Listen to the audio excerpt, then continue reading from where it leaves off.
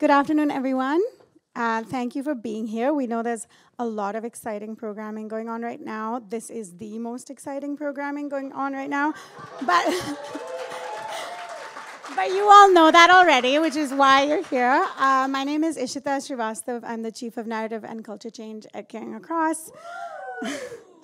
And I'm delighted to be moderating a panel about one of my favorite shows, the big hit ABC show, A Million Little Things, which had 5 amazing seasons and had its finale in May this year, which I was very devastated about. I'm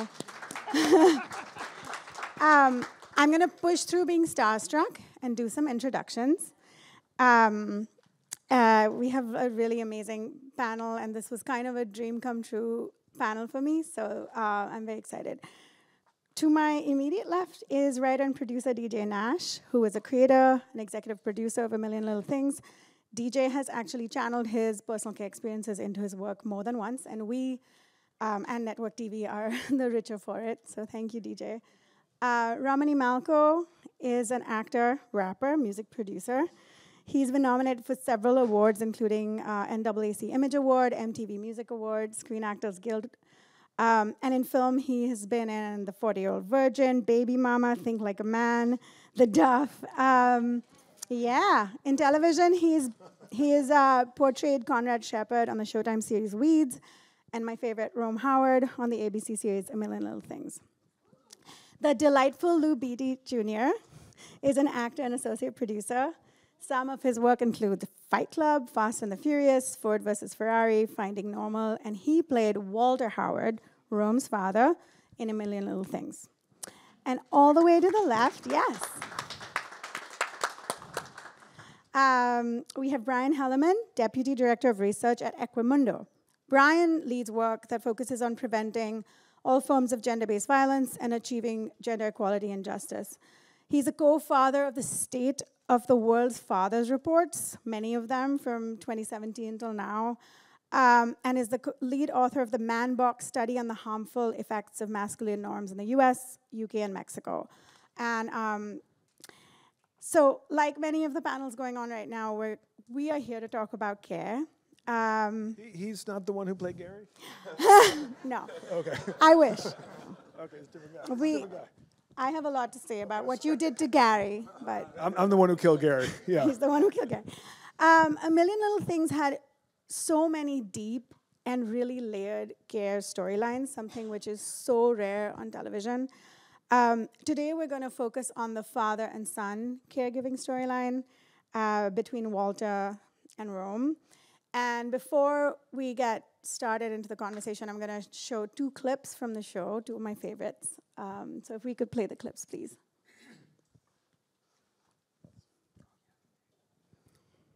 Come on, Pop, take a breath. Get some oxygen to the brain and see if you can remember. Please, just try.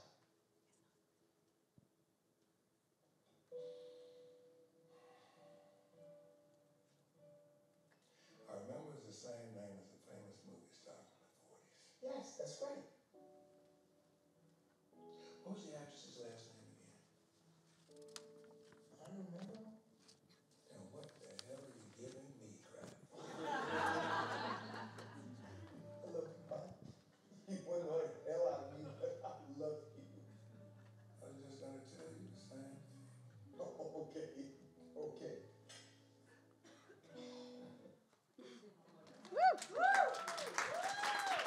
There's one more. Hey, Dad, have you read this?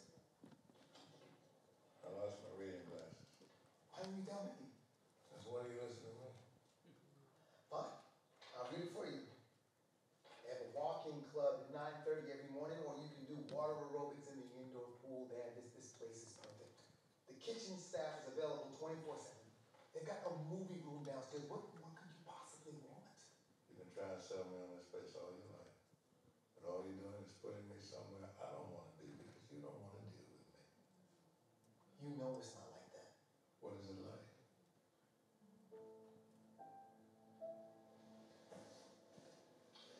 How would you like to live here? I didn't think so.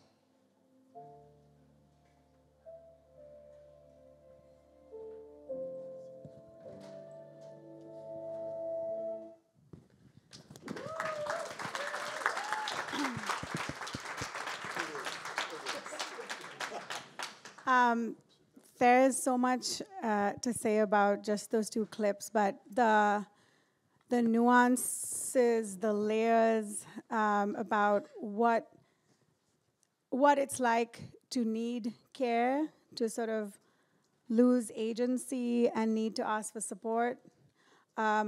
In Walter's character with dementia, what it's like to be someone providing the care, having to make those decisions, having to have these really difficult conversations. All of our conversations with care recipients and caregivers have told us that people actually need models of how to have these difficult conversations, and we don't have enough models of that in our popular culture. So that last clip is a difficult conversation that so many people have to have all the time and don't know how to do it. And it's just, it was so amazing.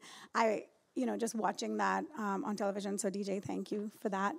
I'm gonna set a little bit of context, and then I promise I'm gonna stop talking and hand it over to you. But to set some context, care is often seen as a women's issue, but 35% of family caregivers in the US are men. Our popular culture repeatedly shows women as the primary caregivers. When it shows men as caregivers, they're mostly parents, and there are a lot of tropes of the absentee dad, the non-emotional dad, and Brian, your research shows this. You're going to talk about this a little bit later.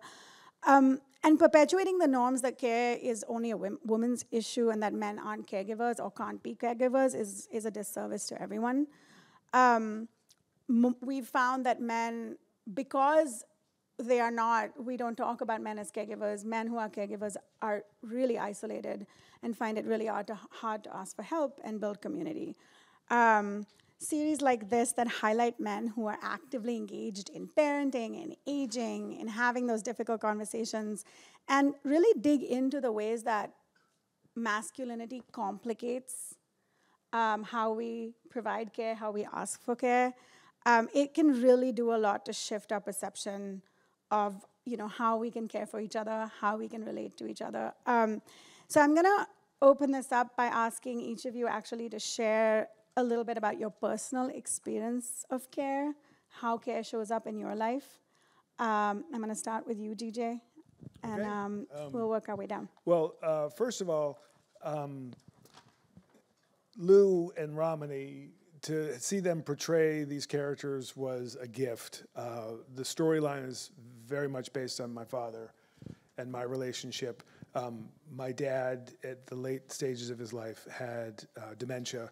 And so some of the scenes in the show, this one where he's asking about the actor and the name, that's a direct lift from a conversation I had with my dad. And just all of the storylines in the finale where Rome turns to his dad, and even though he doesn't have the memory he used to have, he's still this incredible dad. That's just been my experience. Mm-hmm.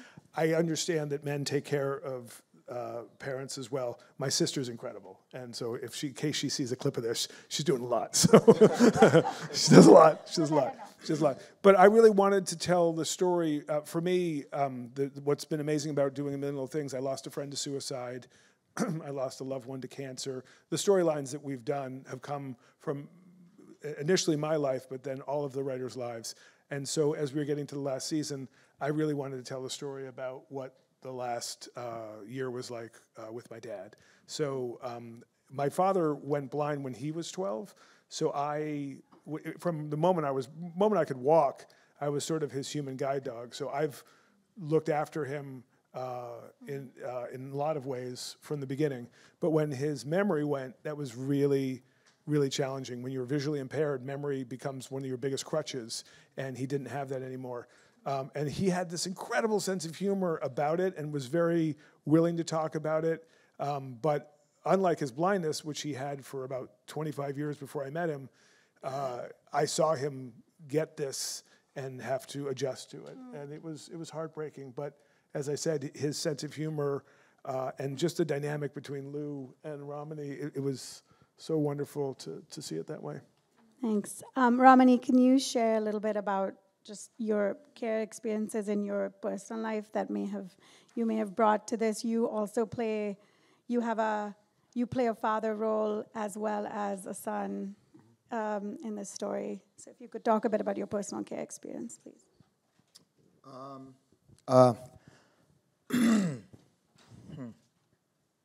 I'm like, what do we talk about here? No, I'm kidding. There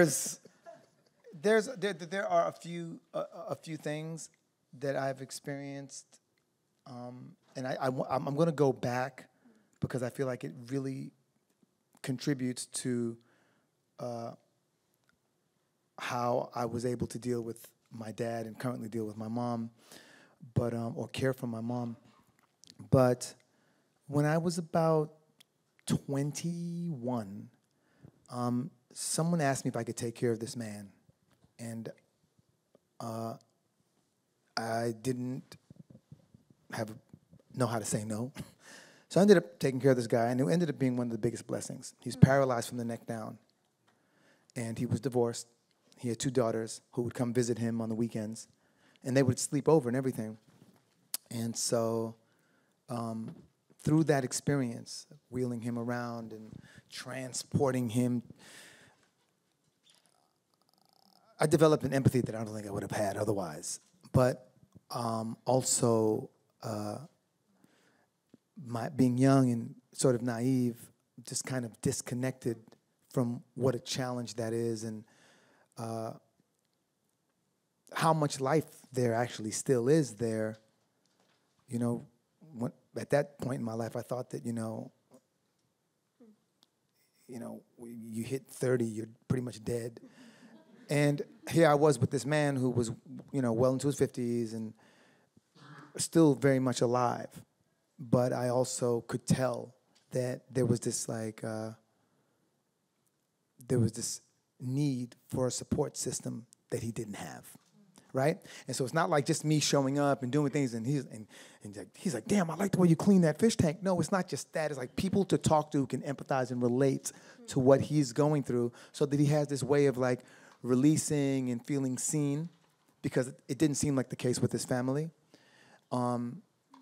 And so many, many, many, many years later, when my father was diagnosed with pancreatic cancer, I had always suspected that something had been going on, so I'd been trying to get him to go to this place that I had been going to that really helps with stuff like that, alternative approaches.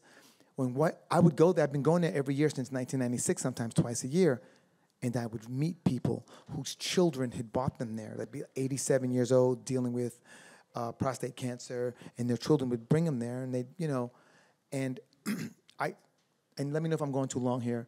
And I just quickly caught on to, there's a generation of us that are going to be required to take care of, right, of our parents. And before you know it, I was changing my dad's diaper, and unfortunately, I was at a stage in my life where I wasn't financially capable of being there for him consistently, or even being as financially supportive as I would have loved to have been, right?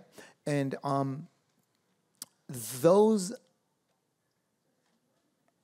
experiences led to some things where my younger brother and my dad, who didn't have much resolve, pancreatic cancer, you go quick. And so there was a lot of resolve that didn't occur between him and my brother. And just recently talking to my brother about this, and my brother was like, one of the toughest things I've had to live with was not being able to resolve things with Dad. And so we now have a mother who is, very limited in her movement, and who I take care of financially. And the point that the person made was, that he was consulting with, said, regardless of what the issues are, you still have to live with yourself. And so once your dad, your mom, the people you're caring for pass on, you still have to live with you. And so I do believe in all my heart that it's like important to do the best you can, and whatever that means. And the peace that I have regarding my father is that back in those days, I could only give him like $1,000 a month back in those days, but the peace that I have was that when I could show up for him, I showed up for him in a capacity that I didn't even know that I was capable of. And it was clear that he appreciated it. you know? And so now, dealing with my mother, I'm trying to take all of those lessons and apply them here. Thank you, guys. That was great. No.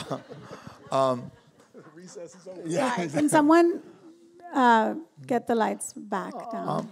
Thank you. Yeah. Anyway, that's all. I just wanted to make the point that my experiences, they've kind of, the experiences and the understanding has accumulated over time, and I'm just dealing with currently my mom now, and lastly, I just wanted to make a point that I was married briefly, and I was like brothers with my father-in-law, and just one day he had Alzheimer's. Like literally, he was young. He had Alzheimer's, and so the decline was much faster. And the thing that was crazy was witnessing him go from his wife and family to being in a home, to having an affair in the home, and not knowing who anyone else was. And seeing what my mother-in-law had to deal with, it was so sobering that it helped me understand a bit more of what it's like to have to carry that. And so I think at least for myself and a lot of people that I know, it's an ongoing learning process. And so I would like to express my gratitude for this organization, for these ideas, for these conversations. Thank you. Thanks, Roman.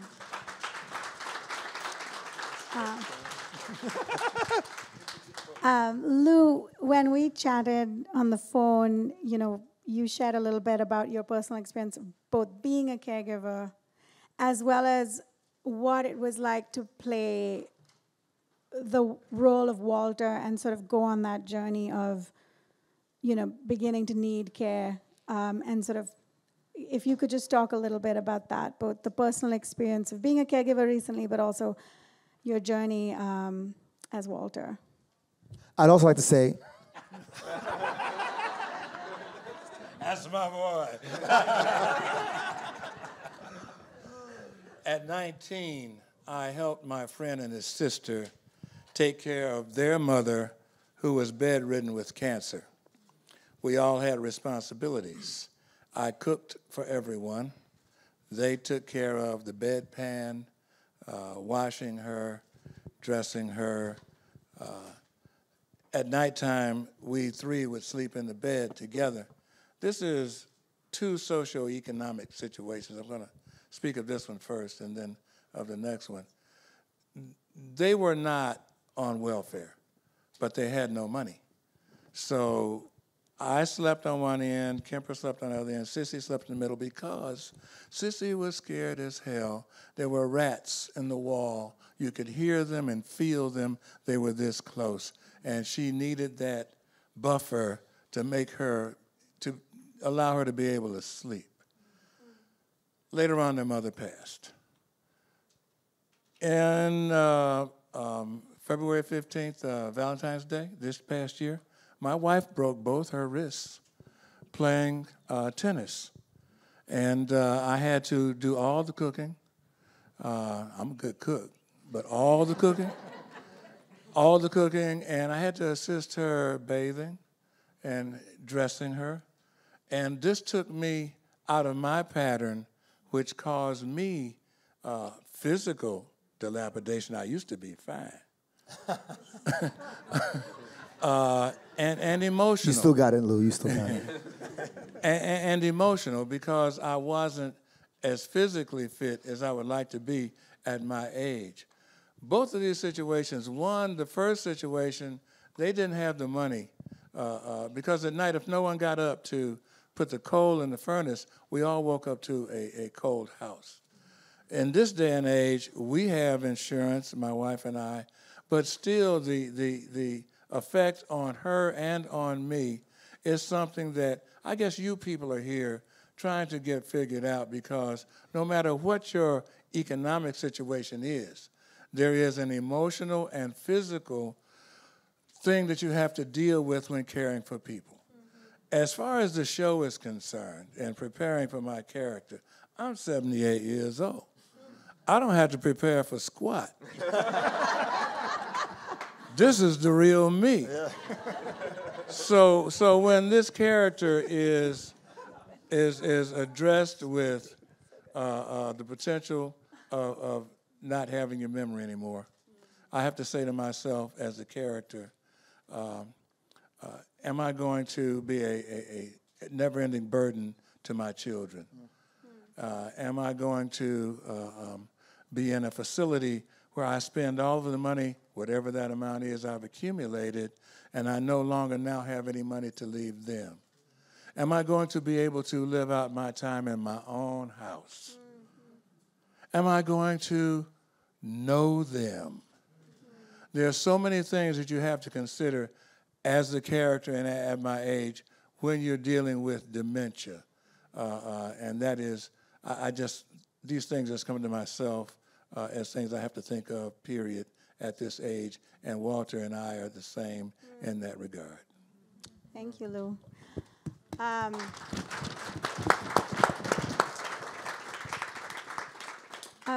Brian, I would love you to share a little bit of your research. I'd love you to share your personal connection to care, and then I'd love you to share a little bit about what you found when it comes to talking about caregiving in the context of masculinity. Sure, absolutely. Ishita, I just have to say I'm really disappointed, though, that you didn't, in my bio, emphasize my amazing acting career in 1990s high school theater. So I'm so sorry. You weren't there in Wisconsin so back sorry. in the day, clearly.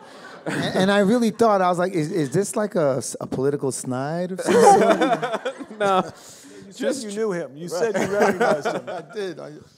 No, I'd like to kind of emphasize just the proud caregiving tradition that produced me. I'm a proud grandson of two grandfathers who were Navy veterans, one who worked 40 years in the freezer room of a Coca-Cola bottling company, one who worked about the same amount of time on an assembly line for heaters and air conditioners. I'm the proud grandson of a grandma who was the caregiving auntie for the neighborhood and whose house I grew up in mostly in the summers. And both a grandma and a mom who were like miracle baby survivors who were born incredibly prematurely. And I'm just proud to be able to live the comfortable life I live exploring these kind of themes because of the amazing sacrifices and just the great community of extended family I grew up with in Wisconsin. And even watching the clips, one experience we're going through now, and I'm so blessed. I was telling these guys in the room beforehand, I still have 3 of these grandparents alive. I'm in my 40s and I still have 3 grandparents alive. So I mean, for me, that is just a precious care relationship I get to keep having now. One thing we did was move my dad's parents out of their lifelong home into an assisted living place, and that was tremendously difficult for everybody. Like I grew up in that house. My dad and his brothers and sisters grew up in that house, and it was really rough. They all are doing really well mentally, and so I also get to be sort of like in the morning plenary yesterday. Yvette Nicole Brown told us that she was the caretaker of her elders' stories.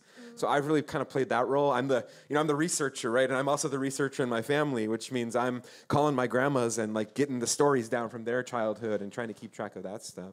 But yeah, in my professional life, and thanks, Ishita, I'm proud to work with Equimundo. We're a nonprofit based in Washington, D.C., where we focus on really investigating intergenerational patterns of care and patterns of harm that can come. And basically, we're trying to just find the ways for men and boys to be more involved in movements toward gender equality, see themselves as feminists, see the benefits of more care equality for themselves, for women, for people of all gender identities in their lives. I have been, like Ishita said, the author of all of the studies we've put out called State of America's Fathers. If you visit our website, you can see those. There's usually when I give presentations, there's just endless bar charts and numbers and stuff, but we're not doing that today. But I can certainly speak to some of the important trends that seem relevant here. And I love being able to talk about that study in this kind of panel in context with work that we've done with the Gina Davis Institute to investigate representations of men's caregiving in TV and movies. And I mean, present company excluded, there are still a lot of problematic tropes. And so some of those that we talk about in our study are you have the absent father, okay? The father who's just not in the picture, or the father who's just not involved at all whatsoever in the care work. We just see that the depictions of actually hands-on care, and especially child care, domestic work, cooking, cleaning up, the mental preparations that you need to do for care, men are not shown doing those activities nearly as often as women are. Men, might be shown doing repair work in the house or playing sports, and that is care work, but it's kind of the more gendered style. So you have the absent dad. You also have the abusive father. This, and it's important to lift up stories of experiences of violence, and of course, like Ishita said in my bio, I'm really strongly committed and invested in preventing men's violence in all forms. But what we're missing is the more positive, hopeful stories like Rome and Walter's story, right? The one I also really like talking about, and you can see these are all A's to help you content creators remember: the absent father, the abusive father, and the apprentice. And the apprentice is kind of that buffoon dad, or oh God, my wife isn't here, so I have to make the kids food and do the hair for the day, and I'm just completely boggled by this. And so those storylines are there, but that is not at all the storylines we're talking about in this case. It's such a beautiful one that we have here. So I hope that helps give a little context. Yeah, totally. And so I just want to take that and bring it back to the show. And DJ, I want to ask you, the way in which caregiving in general showed up in so many kind of sensitive and layered ways, but specifically in the context of Rome's character, Rome both kind of fostering a son, and then Rome with Walter. And then, the sensitivity and the layering around that, were you thinking about masculinity in this context? Well, if I look at the arc that we did with Walter and Rome in the pilot is about to take his life and realizes he needs help. Mm-hmm. And one of the reasons he doesn't feel comfortable to immediately seek the help is sort of this idea that he has to be the strong black man. And when he talks to his dad about it in an early episode, his dad says, we all have bad days. And then in another episode, his dad is fixing the sink in the bathroom and finds his son's antidepressants. And basically, Rome has this moment where Dad, I need this. This is what I need. And you can see his dad doesn't accept that. And so Rome has to care for his own mental health above his desire to be the son his father wants. Mm-hmm.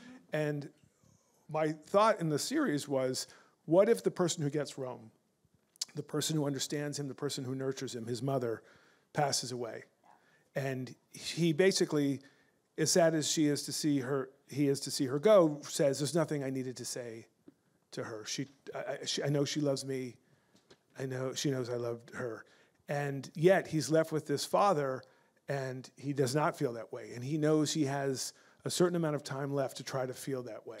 So our whole plan in the writer's room was to create a situation where Rome and Walter would try to forge this relationship. And I knew this for a while. I don't think I told these guys this, but the last scene that they have together, Rome goes over because his friend is going to pass away. He doesn't going to tell his dad because his dad's dementia is bad and he doesn't know. And yet he's still an amazing father. He picks up on it. What's wrong? And reluctantly he tells, and he cries in his dad's arms. And his dad makes him laugh at a story. And as he's going to leave, Rome, the caretaker to his dad, says, hey, Dad, don't forget to take your pills. And Walter's last line to his son is, don't forget to take yours. Right. And there's this moment where his father has accepted the mental health journey he needs. Actually, their last lines to each other is, I love you, I'm sorry. I know you're going to correct me later, Lou. But to me, and when you edit it, can you be on my face? To me, it was so, that relationship, the way Lou differs from Walter is that Lou is a sweetheart. Lou is a kind man and leads with that kindness. Walter is always sort of reluctant to show it. And yet, with Rome and Walter, we got to that place where Walter would lead with kindness. So it was amazing to get to do that.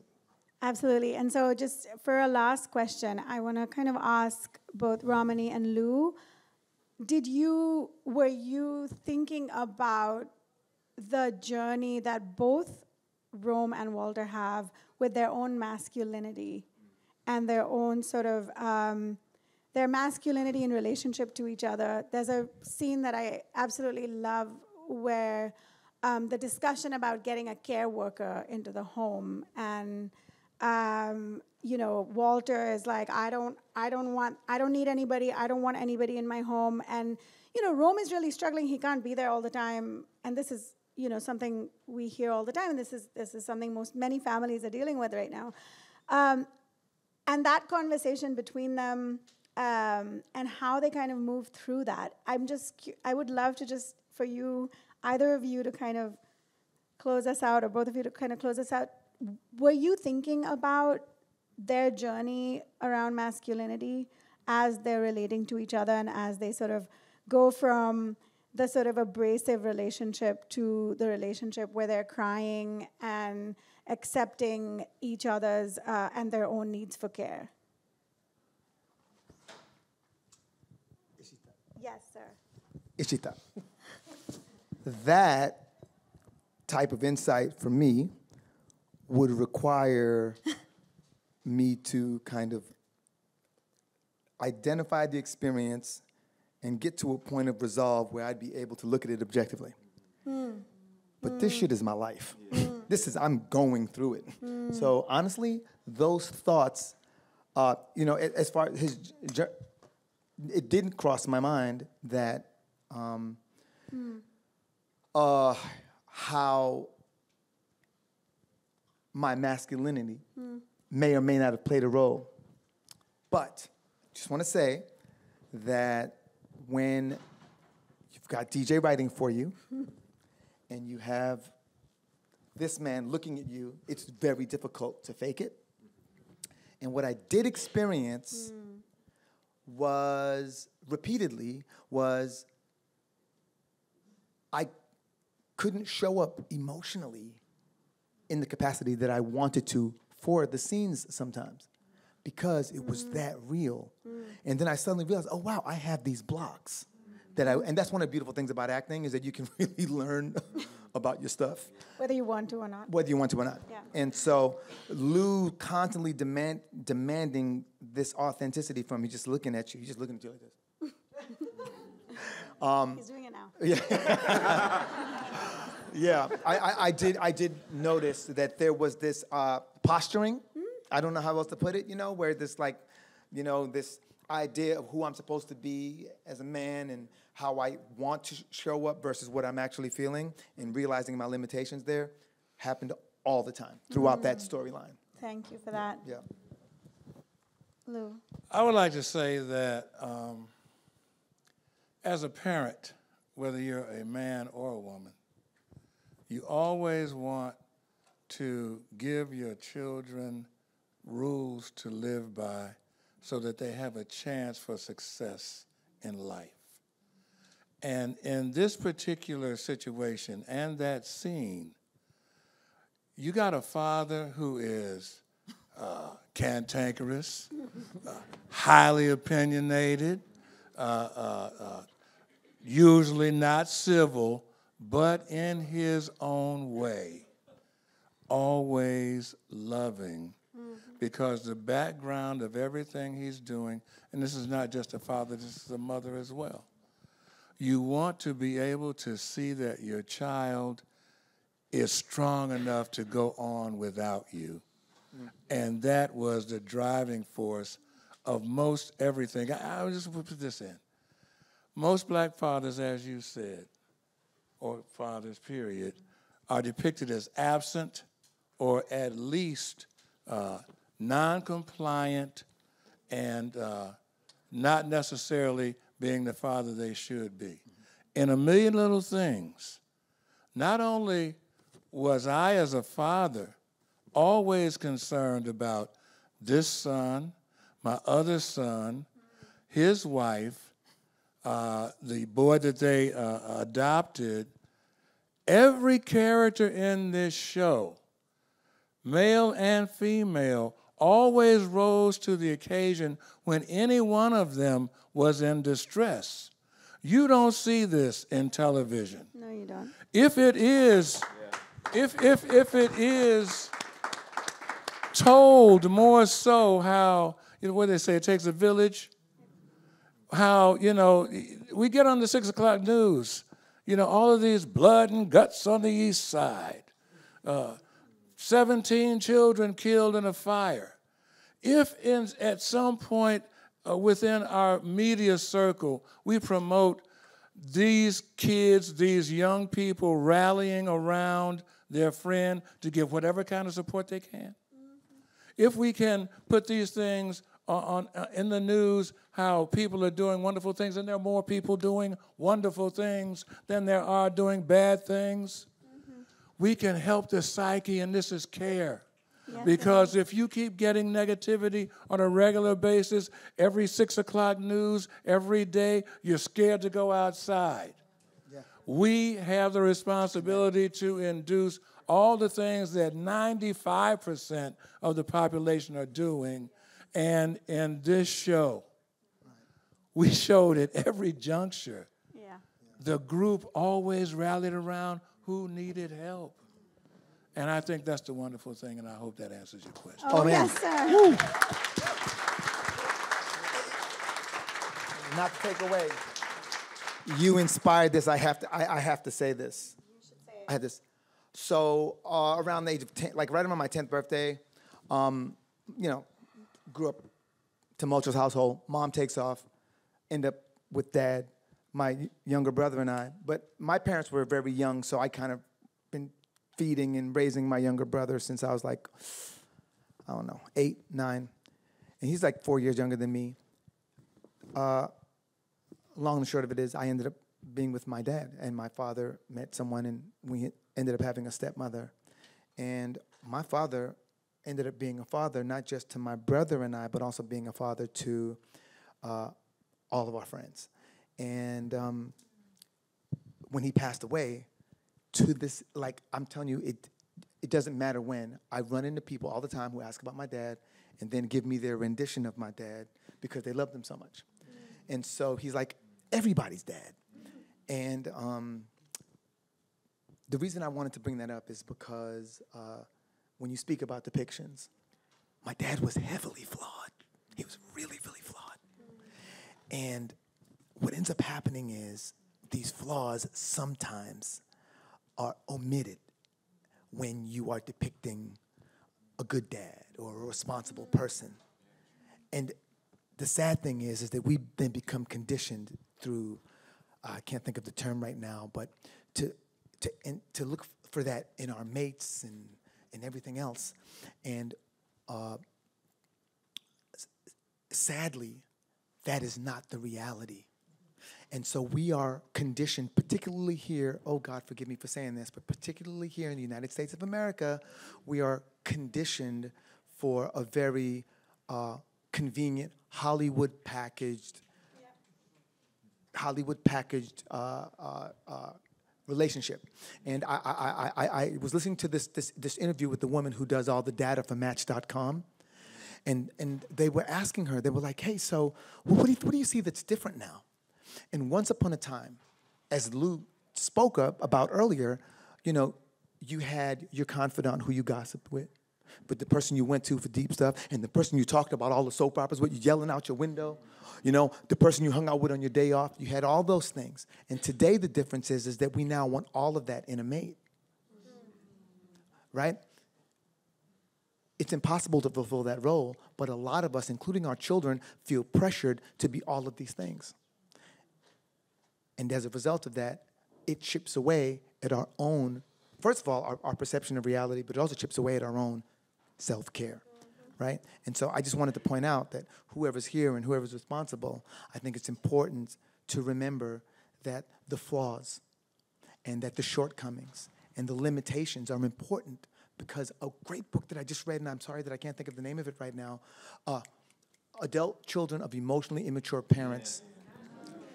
She's pointed out that you're not an adult until you can understand the limitations of the people who raised you, your primary caregivers. So we have to normalize that as well. And Thank you so much. Can I give? Are you long? Are you long? Is it okay? Wait, this. If you watched our show, and I hope you did, and if you didn't, you still can. But these stories came from a really very real place, and so I just want to tell, because we're talking fathers and sons, and I have to honor my dad every day. But I had a dog that lived to be 15. When I got the dog, I wasn't going to have kids. I wasn't a writer. This dog was with me through some major changes in my life, and the dog died. And the dog didn't make me put the dog down. The dog just lay down one day and stopped. And I was like, I need to talk to my dad. But I'm not going to tell him what happened because of his memory. I don't want him to make a mistake. I don't want to put him in that place. Also, he's lost so many guide dogs. But I just need to hear his voice. So I called my dad up, and I was like, hey, Dad. And he goes, what's wrong? And I go, oh. And it was this little chihuahua. It was this cute. Abby was awesome. I go, Dad, Abby died. Oh, mister. Oh, you had her for, what was it, like 15 years? Yeah. Well, I mean, I remember playing. There's nothing I'm going to tell you that's going to make you feel better right now because you need to feel sad. She was such a part of your life. Was it a cat or a dog?